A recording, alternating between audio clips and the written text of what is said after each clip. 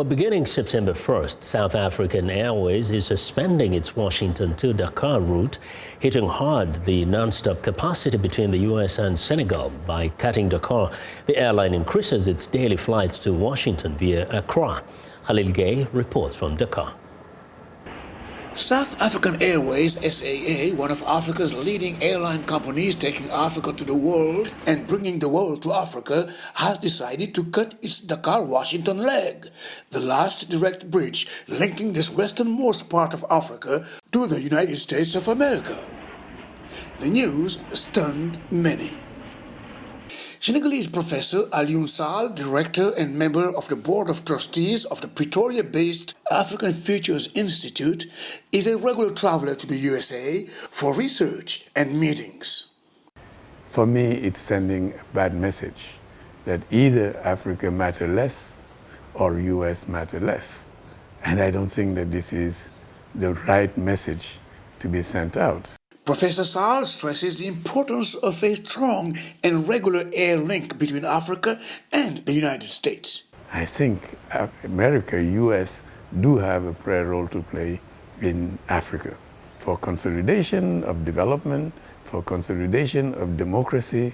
Against all odds, we need to strengthen our relationship with the external world, and it's a pity that South Africa, which used to enable that, has decided to cut the number of its flights going outbound and particularly going to the States.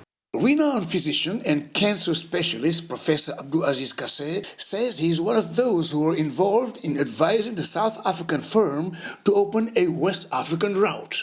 As a scholar and cancer researcher, he was then traveling a lot back and forth to the USA and France from Senegal. A lot of other people also who lose, a lot of time, a lot of opportunities to connect, a lot of joint ventures we could create between Africa and the United States. We have found oil in Dakar.